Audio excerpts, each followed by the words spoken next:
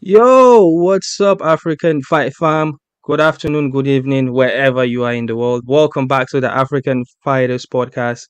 I remain JB, aka JB Abuki, Jibril Aminu. Well, today it's a full house again. Last week was quite exciting, and I promise today is equally or even more exciting than last week. So I'm going to introduce the panel one by one. So first, due to popular demand, or basically him having a good time last time, he said he was going to come back again. Ladies and gentlemen, from Lagos State, Nigeria, he is the chairman, CEO of Combat Sports NG. He is also a COO of many, many things. Ladies and gentlemen, here's Mayowa Balogun, aka Sweet Duty. Let's Sweet go, Duty. I let's never. go, let's go. All right. Next, it's your familiar foe, the poster boy of bad internet connection. Ladies and gentlemen, singer, songwriter from Lagos State, Nigeria, Toby Aderemi. Toby, what's up? That's the worst intro in the history of intros. But let's go, let's Oh, go. yeah. Hopefully your connection stays up today. Yeah. All right. Yeah. Boom. All right, ladies and gentlemen. We've got we've got a lot of questions from our Patreon. Before I continue, I'm just going to do a quick Patreon plug. Oh, by the way, we are on audio format. So for any reason you missed this podcast, you could, or you don't have time to watch the video, we are in audio form in everywhere you get your audio podcasts from. Spotify, Apple, anywhere where you get them, we are there. Just search the African Fighters or follow the link below. And if you want to be part of the panel, yeah, join our Patreon. And you could be one of the guys here dropping your opinions. And if you are in the audience, yeah, feel free to drop comments and we could answer the comments basically or respond to them just to prove to you that we are actually live. All right.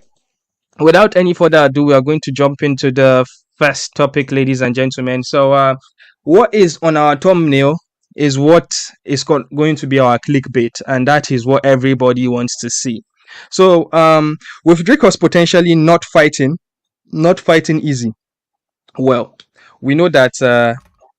Why don't I even start this better? Okay, I'm just gonna share this on my screen. Boom. All right, so we got Izzy here.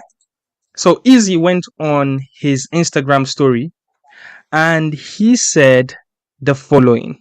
He said, Dricus do Plessis or you effing B word do Plessis, he said, basically.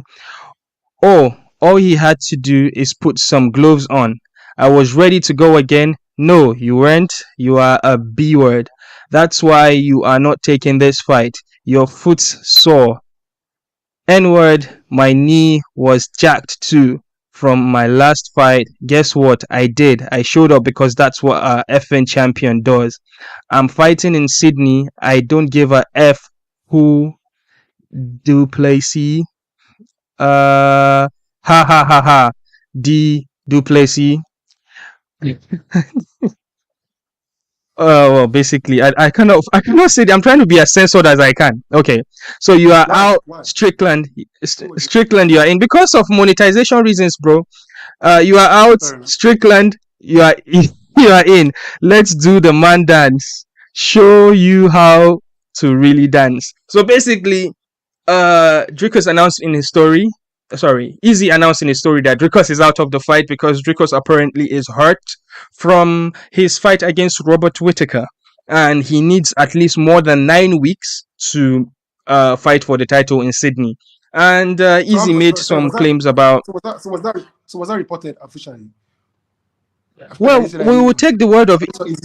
Well, we'll just have to take the word for Izzy, right? Because if he's out of the fight and Izzy says he has a sore foot or a knee or whatever issue, basically because we would assume that it was because of the last fight that he has issues with his leg. So now this hasn't been made official. But according to Izzy, he's going to fight Sean Strickland. And if you were in our podcast about a week ago, you would notice that we spoke about this. I personally predicted this. I said Dricus went after the post-fight interview and mentioned, now I'm the number one contender. The champ has to wait for me, blah, blah, blah, blah, blah. And I made reference of, remember when Robert Whittaker did not stand up to fight Izzy and he went back home to take care of some things. Izzy didn't wait. He fought Derek Cannonier. So I assumed this was going to happen again because Izzy wouldn't wait. Izzy is one of the most active, or is actually the most active champion in the UFC. He literally averaged a fight every 4 months. I saw a tweet recently about that. Every 4 months, one fight for every 4 months. That's at least 3 fights a year as a champion defending the title, which is incredible. So I'm going to throw this to Mayowa. It's like Mayowa has a lot to say. Mayowa, do I ask you a question, or do you just want to take this from anywhere you want to take it? Whatever you want. I feel like we agreed on this last week, and I told you that I don't think that the injury is to the point where Dricus cannot fight in September. But I knew he was going to pull this whole I don't want to fight on the champion's time, right? And Sean is next. But I think Izzy will be petty a little bit initially. So I have 2 ways I think this can go. I'm not sure which one is going to happen, but I think Izzy fights September, and if he fights Dricus, he'll fight again in December or January. This is my first option that I believe can happen, right? Second thing I think can happen is that Izzy will fight in September, and potentially he'll call out Jiri for the vacant title at 205, and he'll make that fight next. Possibly. That is some nice prediction. I never looked at it that way. Well, if you did not hear Mayowa, let me reiterate what he said. Izzy would fight Strickland, beat Strickland, grab the mic, and for continuity purposes, call out Jiri Prohaska to come and fight for the vacant light heavyweight title. This is because we are assuming that Jan Blachowicz versus Alex Pereira is not for the light heavyweight championship. A lot of things will have to play before. Yeah, we'll get to that. But Toby, do you agree? Or what's your thought about this? You know what? I think I agree with Mayowa a little bit. I know that we've agreed that Dricus will probably not fight. Won't be ready to go in September.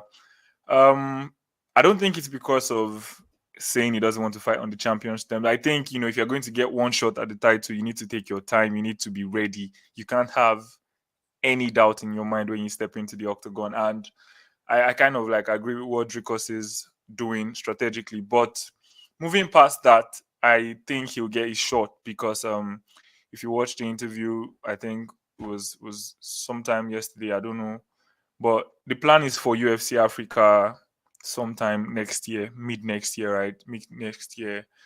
I think if Izzy wins against Strickland, which is very likely just because of the style, I think we might see UFC Africa Dricus versus Izzy next year, middle of next year. That'll be a boring fight. Just so you guys know, Strickland is going to be a boring fight. So just prepare for that. Yeah. Well. I think we'll cross that boat when we get there, but I don't think it would be as boring as you think. Strickland fancies himself to be a striker. He calls himself the best boxer in the UFC, and I think Izzy is going to pick him apart with the legs because Izzy will just keep the distance, and I don't think it will be as boring as you think it would. But Easy, maybe not boring, but easy. But another moving particle here that we are not mentioning is that Khamzat Chimaev is going to fight Paulo Costa, right? If Khamzat Chimaev beats Paulo Costa, Dana White loves Khamzat because he does bring good money. If he beats Paulo Costa, he jumps into the rankings of the middleweights as well, as he's already in the welterweights as well. And he can lay a claim to he wants to fight Izzy, and that could tickle Izzy's fancy. Izzy, just they wait for reason. It's just like the Michael Jordan syndrome of just give me a reason, That could happen, right? I know we would never see Izzy versus Paulo Costa again because of how the last fight went. But do you think that if Khamzat Chimaev beats Paulo Costa, that derails Dricus's chance for fighting for the title next? Or do you see a place where there will be like, okay, now Dricus fights Chimaev, why Izzy goes up to light heavyweight, takes a voyage to light heavyweight and come back. Meanwhile, while you're waiting, just fight Chimaev so we can solidify you as the number one contender. Do you see there's a chance in the world that anything like this will happen? Let me go to Toby first. That's a very interesting question, if I'm being honest. I think it's possible. I think Dricus might be unlucky enough to be the guy to fight two number one contender matches. Difficult ones, in my opinion, very difficult ones.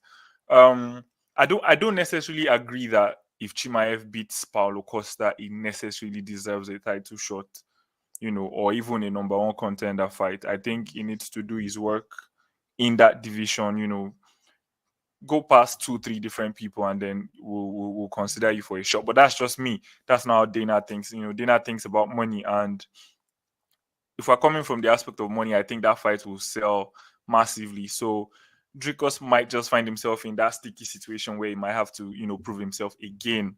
And even though that's not what I want to happen, it's very, very possible. Passing this to Mayowa, what do you think about basically Khamzat Chimaev raining on Dricus's parade? So I don't think it's tricky. So Khamzat and Costa fight October 21st. At that time, Izzy should have beaten Strickland already. I think Izzy will fight 2 fights before. He's going to fight 2 fights in the next 6 months. Right? Sorry, somebody's calling me. He's going to fight twice in next. He's going to fight September, and I think he's going to fight in December, January. I truly believe it.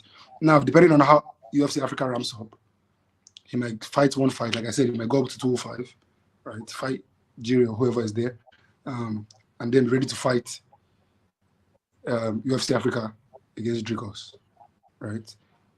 If they are saying, I think mid-2024, end of 2024 at some point, I think they can easily keep Dricus on ice. He doesn't need to fight any other fights. He has beaten the number one guy who was a dominant number one contender. He wasn't one of those ones that he was one that was beating everybody else in the division, right?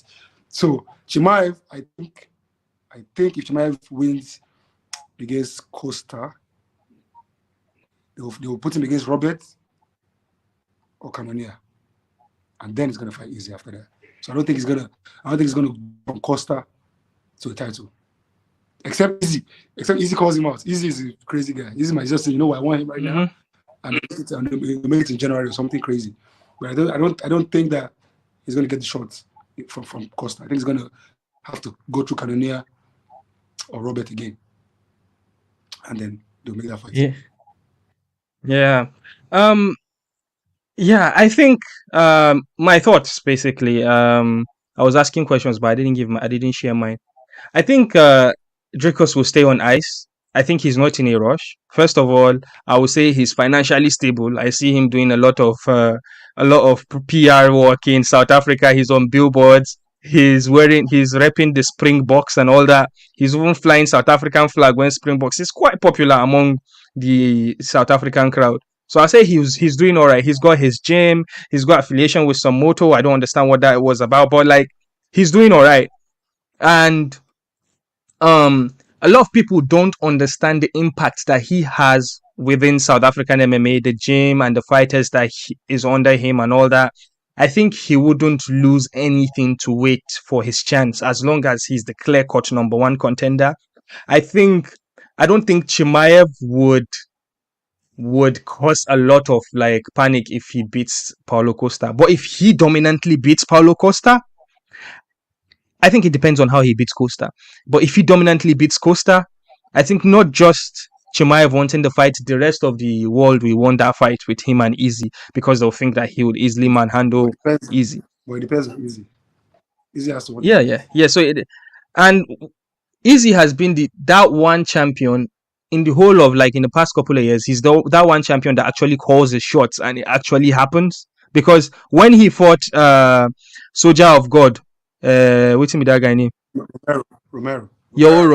Yeah, when he fought Romero, Romero wasn't the number one contender. He called for it and he got it. When he fought Jiri Cannonier wasn't the clear-cut number one. He called him and he got it. The only time that he didn't get a fight after calling it was he wanted to fight Dricus, but but obviously he had to fight Alex Pereira. He called for Alex Pereira too. So, yeah, I think Dricus would wait, and I don't think there'll be something too dramatic that would happen to stop that fight. But we're going to talk about UFC Africa. Speaking about UFC Africa, I'm just going to jump into that real quick before we speak about Marc Diakese that fought yesterday. So UFC Executive Vice President of Content and International Relations, David Shaw, was on a media run here in the UK in London, and he did some press conference and he answered some questions. And one of the questions that he answered was the likelihood of UFC Africa happening, and he gave a very vague response, a very vague one, according to what I'm about to say. So I have some tweets here. I'm just gonna show you guys now. Yeah, so this tweet's from Aaron Bronstetter, who is a reporter for TNT Sports. He said, Shaw says that the UFC is making progress on an event in Africa, but there's nothing definitive to report. He is confident in saying that mid to late of 2024 or even 2025 will be the time frame for an event in Africa. Speaking about where it would happen, he also went further and said Shaw named South Africa, Rwanda, Senegal, Cameroon as potential countries that could have a type of venue that could have the type of venue that would host the UFC event. He says that a lot of fighters, Israel, Usman, Dricus, have been campaigning for the events to be in their particular countries. Okay, so we are Nigerians. Right? This is a topic. This is something that we've been talking about for a long time. We are Nigerians. We know that we don't have the infrastructure to do like an arena event unless we build a makeshift stuff like something like AKO is doing. But I don't think that's going to be efficient enough for the UFC. But if they want something to be built, Nigerians are more than capable to build something on a beach or something on a location. But again, our weather is very unpredictable. Dana White did not do a stadium event in the UK, even though it will gross more in ticket sales just because of the uncertainty of the weather. I don't think they would agree. They would agree to do something like that in Lagos and be like, okay, come and build some seats for us, and would. I think it's highly unlikely. But now let's look at the other things that VP Shaw said. He said South Africa, Rwanda, Senegal, Cameroon. So why Cameroon? Is this like a big FU to Francis Ngannou? I don't understand why Cameroon is in this list. I think maybe it's it's something to do with Ngannou. But regardless, these three. No, go on. So I was going to say these three nations, South Africa, Rwanda, and Senegal, most especially Rwanda and Senegal, they have like world standard arenas that were built very recently, Dakar Arena and then the Kigali Arena in Rwanda, respectively. These arenas carry more than 10K. But there is an issue of there are no fighters that are coming from those areas. But let me just throw this to you, Mayowa. This is a topic that you like. This is something that we've been talking about. What do you think UFC Africa is going to happen? Nigeria? South Africa. Where? Especially, and you know what? Remember when we were talking about this? Dricus was still not even. I think it was ranked initially at that time. Now Dricus is ranked. It's a no-brainer. South Africa is where it has to be. It's easy. They have the infrastructure there already. Dricus is the number one contender. You have the Cameroon Simon as well. You have guys like Temba, even though it's South Africa, he trains out of there. No-brainer, man. You don't want to do it. If they want to do it next year, like they're saying, from mid next year, South Africa is easy, and they can plan that easy and Dricus fight main event, easy work. Easy. Oh, okay. So here's the thing about South Africa, right? Dricus one side is Dricus B side, Israel Adesanya A side. Let's assume hypothetically that is going to happen, right? So UFC Africa, when the Western people or when Dana White hears about UFC Africa, they are all big fans of Rumble in the Jungle when like Muhammad Ali came to Zaire, the current Congo, Democratic Republic of Congo, did a huge stadium event. It was like one of the highest selling pay-per-views of all time. It was literally like an Africa. It felt like Africa, basically. This is a very sensitive topic for me to talk about. But in South Africa, right? South Africa has two types of fans of sports, right? If you go to a rugby event, it's mostly the white South Africans that are watching it. If you go to a soccer event, a football event, it's mostly a black audience watching it. Now, there is an MMA promotion in South Africa called the EFC. EFC has loads of black fighters, but when you watch the event, you would see that the crowd is dominantly white too. But we lost Toby there, but I'm going to finish my point. So my thing is, do you think if UFC goes to South Africa to do a show, and do you think that's the type of vibe that they want? They want to see that white audience, if that makes sense. Or you know what? on another Go on. question number 2, maybe you just touch about it, right?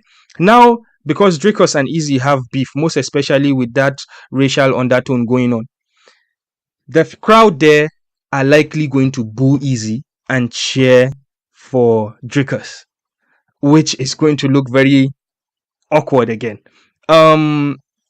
To non-Africans, not to us, because us we already understand. To non-Africans, when they see it, they'll be like, well, is this actually UFC Africa? Does that make sense? Because that's the picture that they have about UFC Africa. But you tell me what you think. So this is the thing you have to gauge.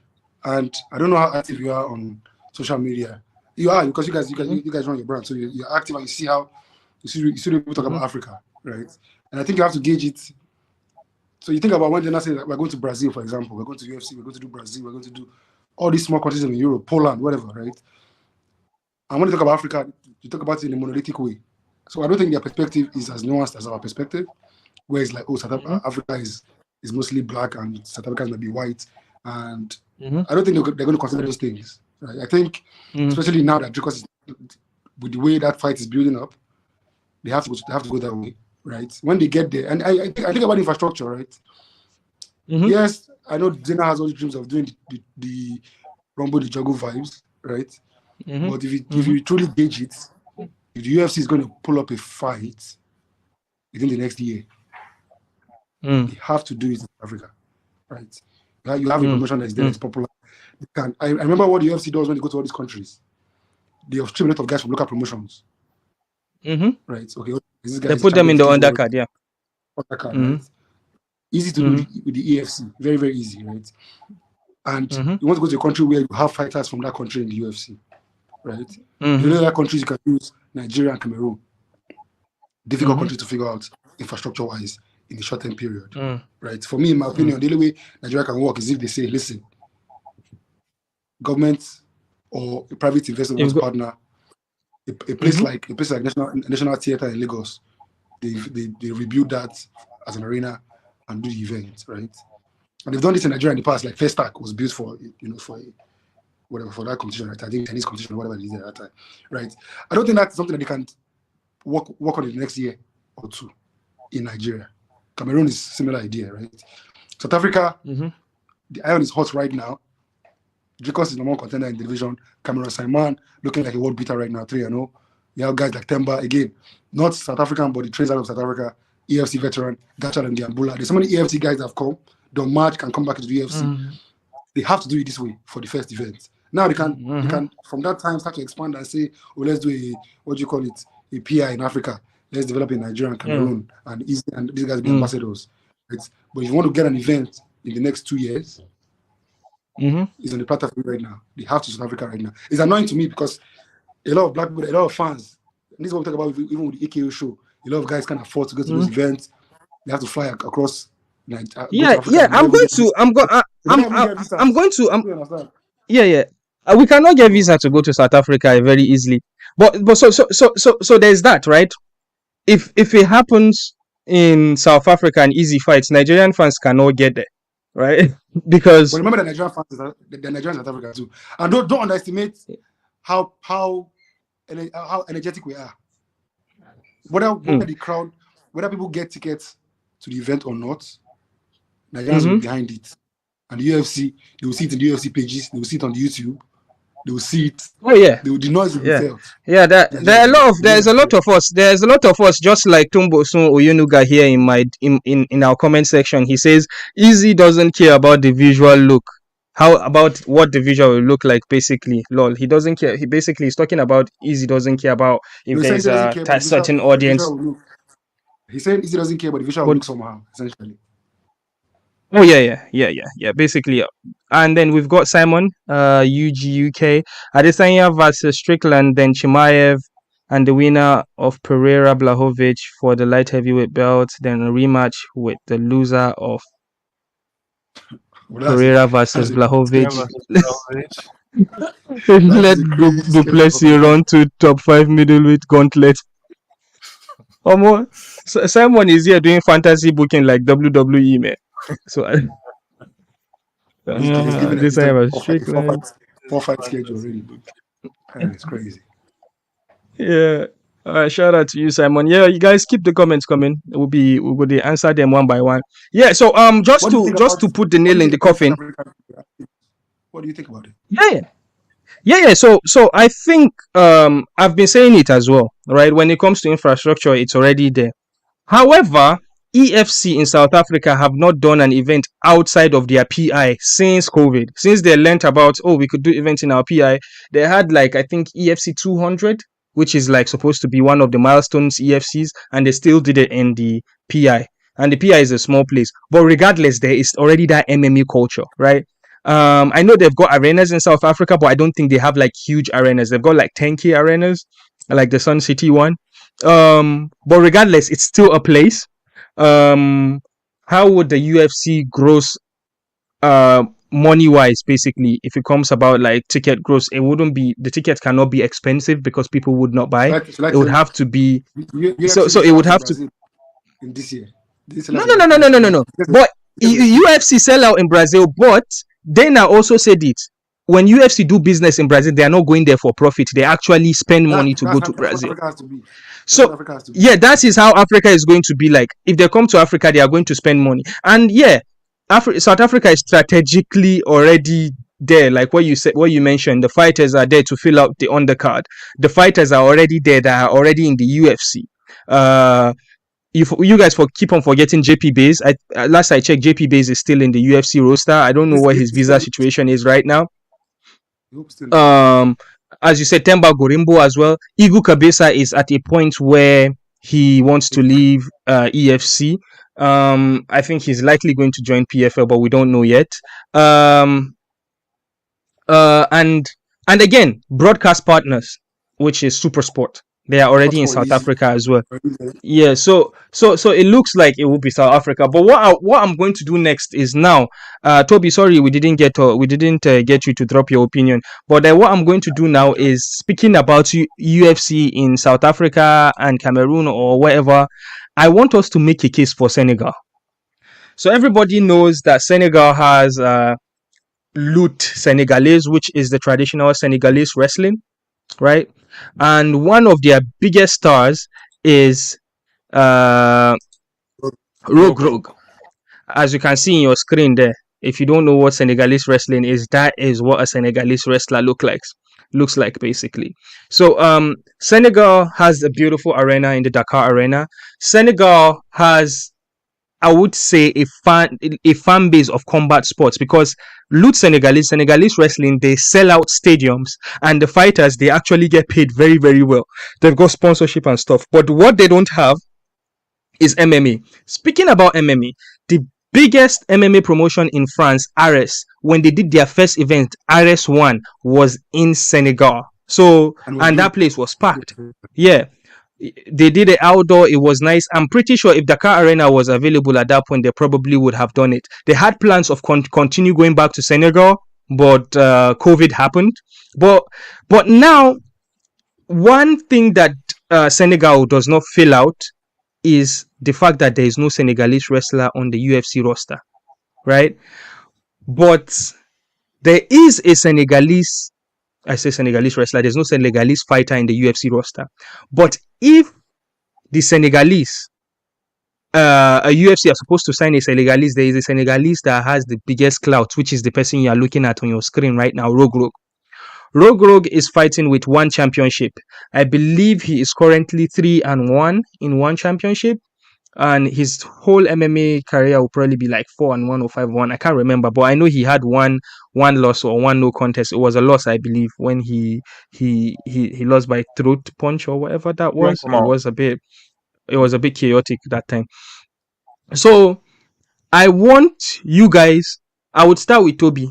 Toby, tell me how UFC can happen in Senegal, UFC Africa. What is going to happen for UFC Senegal Africa to happen in Senegal?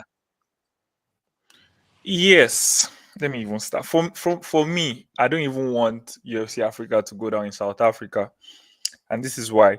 I feel like if you're going to do UFC Africa, right, it needs to look like UFC Africa.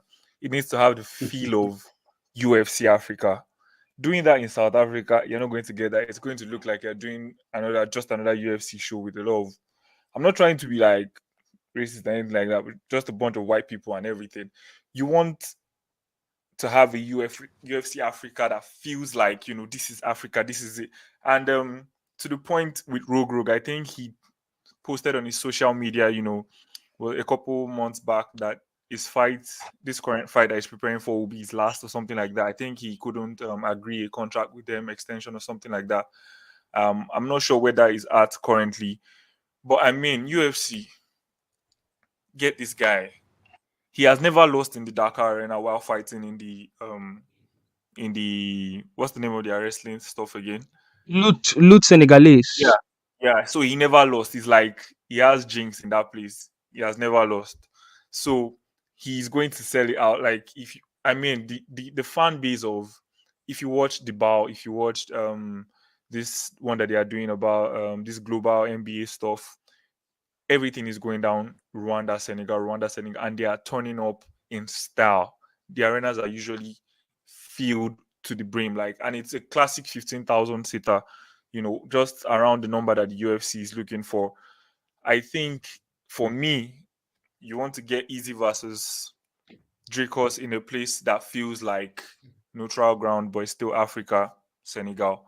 You want to get somebody that the crowd is going to be anticipating to see make his debut with all that big name. He has never lost in that arena. He has something on the line. Senegal. They have the infrastructure, they have the arena, they have everything going for them. And for me, I don't think you necessarily need too many fighters from that country to make it work. I mean, it's Africa, get DRC, Congo, everybody, just get somebody, fill out, fuel the thing with African fighters, and then you see people turn up. So personally, for me, I don't want it to be in South Africa just for UFC Africa to feel like an African event. Okay. Yeah. So here's the thing. I'm just going to quickly enter the comment section. There are some things I don't understand going on. Tumbosun said that's a dream. Wayne. I'm from the UK. I want to know why SAFC is that South Africa and not somewhere else in the continent. I don't understand. And that's what we're discussing. And Tumbosun the real. Yeah, so Tumbosun said the real money is always in the pay-per-view anyways. Yeah, well. Is it easy for black or white MMA fighters? I don't understand, Wayne. Please articulate your questions properly, Wayne. And Simon G said, Duplessis and SA don't appeal to the market the UFC is trying to appeal to. Africans have to show building an arena in Nigeria will be profitable in the long term. Well, it's not up to the UFC to build an arena, but Simon has the same basically opinion that Toby does with Toby calling for UFC to happen in Senegal in the Dakar Arena. I want to throw this to Mayowa. Mayowa, what do you think about this matter with UFC for Senegal now? I actually agree.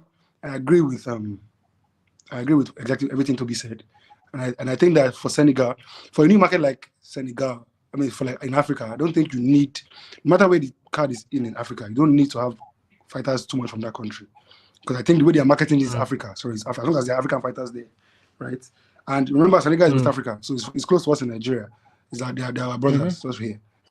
Guys like Al Hassan from Ghana is right there. Congo, not too far away, right? We have guys like what's the guy from Congo? I think he's fighting very soon. Actually, just announced this fight today. Angelusa, right? Even guys like former PFL. What's his name? He's in PFL now. He's fighting at 205, but he started about Cedric Doumbe. Not Doumbe. There's another guy. He's American, but he's Congolese. Oh, you're talking about the one that got knocked out by Buckley. By Buckley. Impa Kasangane. Impa Kasangane, exactly. So he as well. He has had a good career outside the UFC. He might be able to come back, right? So I think if you want to get that was that the box. I have one more point to hit the nail in the coffin. Sorry, right? Mm-hmm. So a lot of people don't know that here in Europe there is a very big holiday travel culture. Unlike America, Americans like to travel within America, but in Europe, Europeans like to travel to places and witness cultures, right? And where they like going, they like going to places that have beaches. They've got resorts and stuff. Just like going to Gambia. And one hot holiday destination right now that people are going to is Senegal. So Senegal is beautiful. When they announce Senegal, so when they announce Senegal, a lot of people are going to book a holiday and go to holiday and actually witness the event, me included, because there are a lot of holiday packages here. I think the Senegalese tourism thing is going on for them. I think this could actually work, where it would also bring tourism income for Senegal and bring more awareness. I think this is something that the Senegalese tourism affair or government should even actually try to actually bring it in, because they've already done a good job with NBA.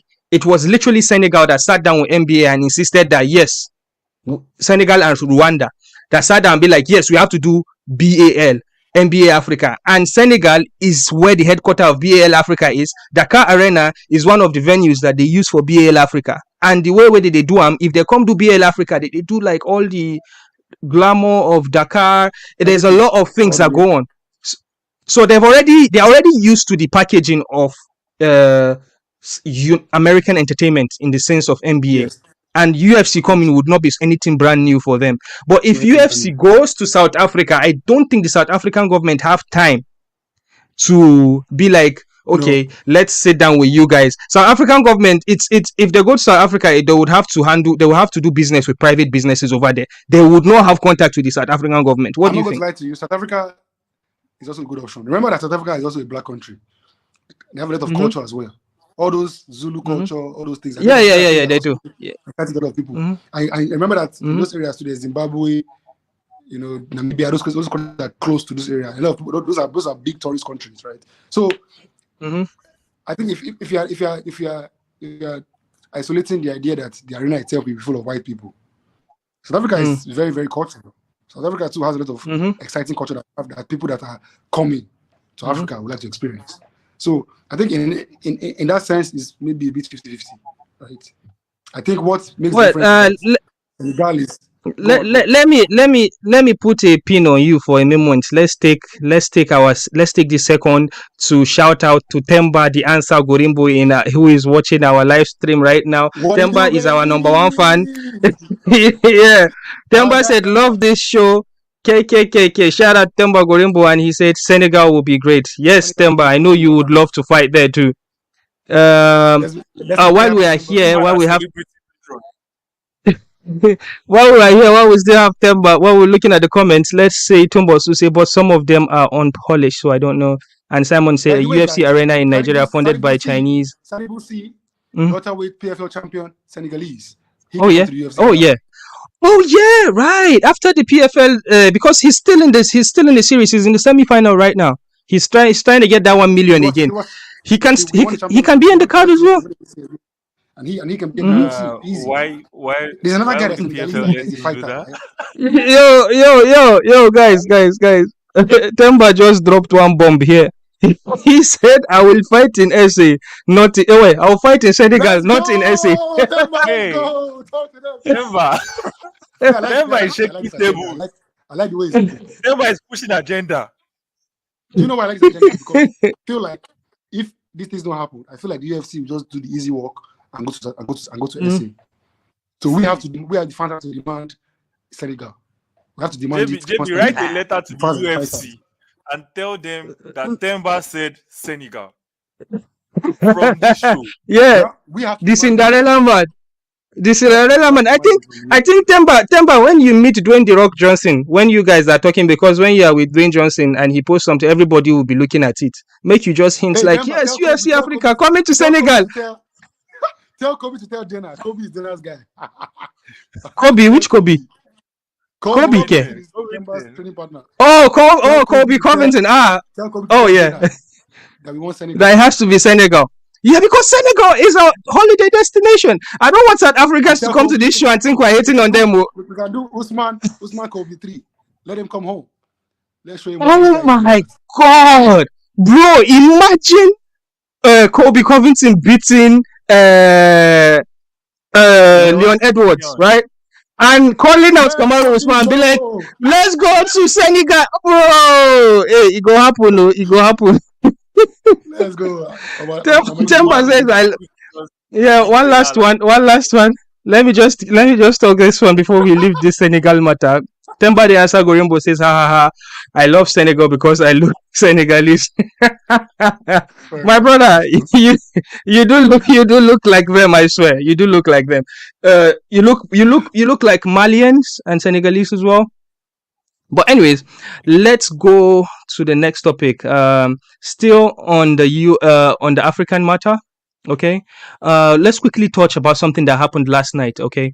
So we had a fight last night. Marc Diakese was in the prelims of the UFC London card, and his fight got ended unceremoniously. It was a daft choke. He lost via submission in the second round, and there is a lot of controversy around that. And the controversy is there was an illegal headbutt that happened before that choke. If I'm just gonna catch you up real quick, if in case you missed the fight.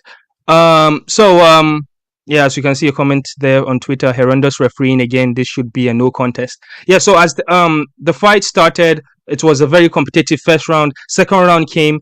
I believe this guy's name is Alvarez. I'm sorry if I botched his name. So Marc Diakese decided to be Marc Diakese decided to be a wrestler, even though Alvarez is a submission artist. He wrestled, stayed on top in most of the second round. And then once there was separation and they got up, Alvarez, when he was ducking a punch or whatever, he headbutted just the back of the ear of Diakese, and you saw him a bit wobbly, and he called the attention of the ref, like, "Yo, ref, I got hit in the back of the head." And the ref was like, "No, legal shot, continue." And that was how he got taken down, and he got finished on the ground with daft choke. You could clearly see when they raised the hand of Alvarez, Diakese couldn't stand. He was still wobbly because obviously his equilibrium was knocked off. It wasn't I would say it wasn't fair. It didn't look like it was fair. But Toby, what did you think about the officiating or about that decision? Do you think it was a mistake, and do you think this was a no contest, or would you say it's fair to Marc Diakese? It's definitely not fair to Marc Diakese. Is it a mistake on the referee's part? Probably. He probably didn't see it, but the fact that he was saying fair shot, it's legal. I mean, what exactly did you see? What are you referring to as legal? Like, it was a headbutt. It was not like it was a punch or something. It was. That's the part I was struggling to, make sense out of. How the referee did not see it, I honestly don't understand, because it was kind of blatant. It was right there, and the fact that it led to the submission makes everything even worse. I was reading online a couple of writers. Yeah, go ahead. Okay, so a couple of writers were like, they can still overturn it to a no contest. Some fighters online didn't agree. They said, if it was Vegas, maybe, but it's just one of the things in the sport that we want, to clean up and make sure that fighters, actually get a fair chance to, win their fights. Because he was kind of dominating, not necessarily dominating, but he was in the fight. Yeah, I'm just going to say, after the fight was over, I think fight observers, they came and looked at the replay, I could hear the commentary team saying their fight observers looking at the replay. Would this be called off? Would this be a no contest? But after they observed the replay, they still went ahead and said it was legal, which was a bit disappointing. But what do you think, Mayowa? You know what? It's a shame. It's a shame. It's a big shame because it shouldn't be a discussion. It's a no contest. We've seen this happen. Bobby Green versus what was the guy's name? I forget his name. No contest, right? I think that was also Rudy Cable initially. The problem, I think, the part of what happened to this fight was that I don't know if you guys noticed yesterday. The UFC had a very tight schedule yesterday. They had 9 prelim fights, and they ended up having 7 fights in the main event instead of 6. That's how badly they were behind schedule, right? And I think that them being behind schedule yesterday changed the review of that fight, because I think that was the last fight of the or second to the last fight. No, the second to the last fight of the prelims, yeah. Right. And at that point there were still 2 fights to go. Like again, they ended up moving 1 fight to the main event, making 7, right? They were very, very behind schedule, right? And I think part of that also affected the next fight, which was why that fight was stopped 2 seconds to the end. Because I think it was like at this point, anything we go make this thing go front, right? That would need to happen. And I just think that affected, and it's going to be hard to overturn. That's why this thing, they have to get them right in the cage. Because once you don't get them right in the cage and you start going to appeals, it's hard to overturn it. And just going to talk one point here before we move. Like, it's unfair to fighters, most especially the guys that are on like 10-10 or 20-20 contract, those ones that they actually get a win post, to show and to win. So now all the camp, all the stress that Marc Diakese went through, right? He's going to lose out on the purse. A fight that he looks like he was going to win by unanimous decision. So is that it for him? These people, they have families, man. It's not easy. It's not easy. He just bought a house. Remember that? They announced it in the book, he just bought a house. So, you need, when you buy a house, you need that money to become so that you can furnish it. That's so my guy. Yeah, let's just quickly jump into one, because I think we spent a lot of time talking about UFC Africa. So let's just quickly talk about Cedric Doumbe before we go rapid. So this is a question from our Patreon listeners or Patreon supporters. Actually, we have a name for our Patreon people. It's called the African Gang. If you'd want to send questions or you want to be part of the panel here and drop your opinions, pledge $5 on Patreon Gang. Be part of the gang, and we could answer your questions here. You could suggest segments you want us to do, or you could come here and we can hear your opinions about whatever topic you're passionate about. Yeah, so this is one from the Patreon, and this is Christopher Graham. By the way, Christopher Graham suggested a lot of questions, which we saved some that we can discuss in the future. And this is one of them. So he said, did Cedric Doumbe make a mistake not signing with the UFC? A lot of people here will be wondering, who the heck is Cedric Doumbe? All right, guys. Cedric Doumbe is one of the legends in kickboxing. You see what Izzy was to kickboxing. Izzy is not what Cedric Doumbe was to kickboxing. Izzy is not close to what Cedric Doumbe was. Even Alex was. Yeah. So imagine an Alex Pereira in the welterweight. Sorry, that's what Cedric Doumbe is. Cedric Doumbe is started his pro MMA career, I think, last year, and he has fought a few. But there was a fight card in the UFC in Paris, the first UFC Paris. He was supposed to be on that card, but apparently, according to him, he was misdiagnosed. He was misdiagnosed by the doctors, and then the UFC had to take him off it. And then that's how his UFC contract just went away. And then when PFL started spreading money everywhere, started looking for talents everywhere, they reached out to Cedric Doumbe. Cedric Doumbe is from Cameroon, just like Francis Ngannou is. They literally got announced almost the same time. No, not necessarily almost the same time, but Cedric Doumbe came earlier. So Cedric Doumbe, according to him, in an interview with Ariel Helwani, he said that he is making 10 times more than what the UFC offered him with the PFL. So basically, everybody is thinking PFL is like the Saudi Arabia of MMA. You know what Saudi Arabia is to football, right? Where you go get the big bucks, right? So Cedric Doumbe now. What people are saying or what people are thinking is like the competition in the PFL is too small for him. He needs to come and fight with the big boys because his striking is impeccable. Cedric Doumbe himself, outside of MMA, is already a big star in France. He's a comedian. He's got shows. He's on Netflix. He was on Joe freaking Rogan, which is the biggest podcast in the world. So that's how huge of a deal he is, if in case you don't know.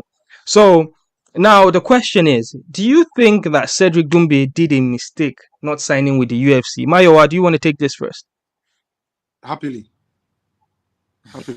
You guys manage fighters, right?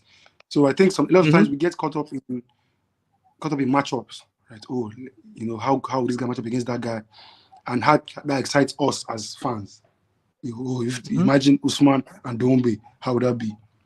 If you're a fighter, you have to go where they pay you more money. You have a short career, you got to get your money and go out. Why would I be in the UFC to make less when I can go to the PFL, get paid more per fight, and get a chance to win $1 million, and I'm fighting lesser fighters? It's a no-brainer. And guess what? This is a guy that is still improving. Remember, this guy is still improving. This is not a guy that is like a like a great MMA fighter yet. Kickboxer, still transitioning to MMA. I think he's 5-0, something like that, right?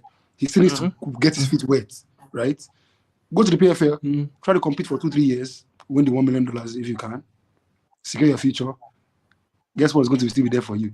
UFC is still going to be there. Justin Gaethje made his name in the PFL for a long time, to the point where when he came to the UFC, his first fight was, I think it was the main event or co-main event. Just Gaethje had 2 of his first UFC fights as main events, right?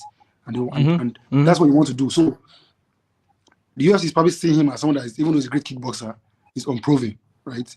Remember, Izzy should have signed with the UFC in 2016 or 2014.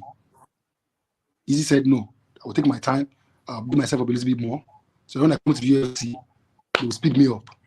I'll get straight to the title and I can move from there, right? I think Cedric can do the same exact thing where it's like, you know what, I'm going to do the BFL, build my brand ability, let MMA guys, because even though he's a great kickboxer, MMA people don't know him as well. And it's crazy because Cedric is a guy that is going to be a great seller in the UFC. Like his mouth is so sharp, he talks about trash. Man, he's a fun guy. Yeah. So I think he needs to do that. Yeah, speaking on the PFL stage a little bit more, and then the UFC needs to be there for him. It's a great move for me. Yeah, so what I'm going to say is, before I send it to you, Toby, I think he needs to, that trash talking, right? He needs to get the American market to know him. Because, again, he is very, very popular in Europe. Boy, he's popular. Heckin' popular. He's popular. He popular in the Netherlands. In the Netherlands, where kickboxing is crazy, right? He cannot walk outside without people knowing him. In France, the same thing. But like in America, obviously, he'll be a regular fool there. Right, so now him in the PFL, he needs to make noise, bro. He needs to make noise. He needs to cross over that pop culture. That is where the money is. And I think with a few striking performances in PFL, and him talking his shit, he's going to make a lot of name. Speaking about PFL, before I send it to you, Toby, Cedric Doumbe had his first fight that was supposed to happen, I think, this month, but it got scrapped because he was injured. And his next fight is in September, 30th of September. 30th of September, Cedric Doumbe is going to be the main event in PFL Europe playoffs in Paris on September 30th at the Zenit Paris La Villette. Widely regarded as one of the best welterweights in the world, the 30-year-old French-based superstar, I would rather say Cameroonian French-based superstar, and former Glory Kickboxing champion, will now be looking to add to his incredible 75 professional wins, 45 by KO, as he makes his hugely anticipated debut for the PFL. Yeah, so Cedric Doumbe, bro, I think I was going to throw this to Toby, but Toby has connection issues and has left. I'm going to enter the comment section. We've got MMA Squad is here. What's up, MMA Squad? We've got Simon UG say the PFL is the new UFC. Ngannou changed the game forever. You bet, Simon, you bet. Waiting for PFL Africa to happen. And Toby is back. All right, Toby.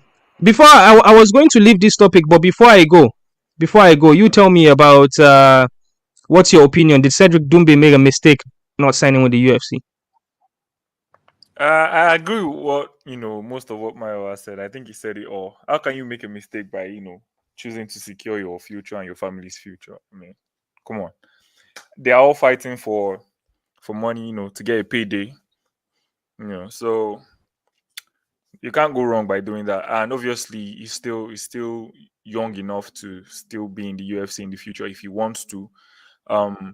Obviously, if he does very well in the PFL, he comes into the UFC with a bit of pedigree, which helps him, negotiating for big contracts as well. So, I think it's the perfect route for him. It's the way it aligned for him, and also it's not like he really even turned down the UFC. It's just how circumstances, occurred during his own time. Mm-hmm. So, yeah, I think that was the best decision he could have made. Go get your money. I don't want us to cross that 1 hour mark. We're almost crossing 1 hour. Yeah, so quick one before we go. Because most of his promos are in French, it doesn't cross over to the MMA community or MMA media. But there were a lot of times he was calling out Kamaru Usman. There were times that Bro, Kamaru he talk Usman, trash. yeah, he don't talk about knocking Kamaru Usman out so many times. And Kamaru Usman was asked about it, and Kamaru Usman kind of was like, the bro matter, African brother. But bro, Cedric Doumbe is not having any of it. But yeah, Even Izzy, right? Even Izzy too. He's talking, bro. He doesn't care. that's up, bro. All right, let's quickly do. So we're going to do this quickly before in the next 5 to 10 minutes before we go. We're going to do true or false real quick, and just a few lines on or why you say true or why you say false. But before we do that, let me just cue in the intro.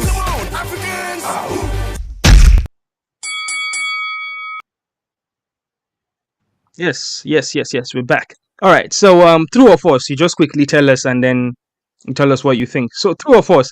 There are going to be 2 more light heavyweight champions before the end of 2024. We know the light heavyweight division has been like a hot potato with the belt. Do you agree? True or false? Mayowa? Yes, I agree. I have to say why. 2 more Quickly say why. I agree because, I mean, at the end of the day, there are 2 champions right now that are vacant. Ankalaev is probably a champion as well. So there's between Ankalaev, Jiri, and what's his name? And Jamal here. That's at least 3 champions that could probably be. So there's definitely at least 2 champions for sure. And Rakic is still there. All right, Toby, you go. Okay. Toby, you go. True or false? I think just one. Just one. So false. Who? Ankalaev? Before the end of this year, I think there'll just be one. No, remember it's end of next year, not this year. Next year? Oh, definitely. Oh, before 2020. Definitely too. Okay, Temba says true too. All right, let's go to the next one. True or false? Temba Gorimbo said true on that one. 2 more light heavyweight champion. True or false? Jamal Hill never holds the title again. True or false? Toby? False. I don't like betting against people, so false. Oh, bro, you don't have to be sentimental about it. How about you, Mayowa? Jamal Hill, can he win the title again? Yes, so false, because I think Jamal Hill has shown that you saw his fight with, even though you say what's the guy's name is very old, Glover is a dog, man. The way he fought that fight, I was so impressed. There's no reason why he can't be a champion again. I think he can beat everybody else. He's very powerful, and he can defend takedowns, and he has the will to fight. So there's no reason why he can't be champion again. Simon says false. All right, let's go to the next one. Jiri Prohaska never holds the title again. Mayowa, true or false? Also false. He's also a very good fighter. Although that belt is very open, man. Anybody can win it. Any of those guys in the top 5 can be champion at any time. How about you, Toby? What's your thought about this? You think Jamal Hill, Jiri Prohaska will win the title again? Yeah, I think Prohaska will win the title. Definitely. He's really, really good. So, I love to watch him fight. So yeah. All right, next one. 2 new nations win titles in 2023. South Africa, Georgia, or Iraq. These are just examples. 2 new nations that has never won the title will win a title this year. Who do you agree? So basically, do you think there will be new champions apart from the light heavyweight, obviously, which is obvious? or maybe the vacant titles that Amanda Nunes left. But regardless, do you think there will be 2 new champions from 2 new nations that have never won the title before? No, don't think so. I think the contenders will be, the way I see it, are probably from countries that already have had champions before. Yes. Okay. Yeah, Temba agrees with you. I think he's talking about Jamal Hill here. He says he has good fight IQ. Tumbosun says true until he gets his leg fixed. He's talking about Jamal Hill. He's one that has the leg issue, right? Oh, Yeah, hand. yeah. Yeah. Yeah. Sorry. All right. Okay. All right, let's go next one. Jamal Hill fights for the title in his next fight. True or false?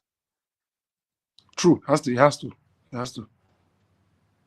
But it depends. It depends on what's going on at that moment. Do you think he's going to wait out for a title shot? What is it? Right now he's injured for what? Maybe 6 months to a year. By the time he comes back, I think Jiri should fight this year at some point. Jiri needs to be in the title fight this year. Whereas when Ankalaev, somebody, they got to put them in the title fight. Right? Whoever wins that title fight, I think either way, once Hill comes back, he'll be ready for a title. Whenever he comes back, the next fight, whoever is the champion will fight him next. Okay. All right. Yeah, that is the end of that segment. Now a new segment, ladies and gentlemen. This is called Buy or Sell These Fights at the Light Heavyweight Division. Before I go, shout out to Christopher for these questions in our Patreon. If you want us to be doing segments like this, you could suggest questions just like Christopher just did with the True and False and Buy or Sell This Fight.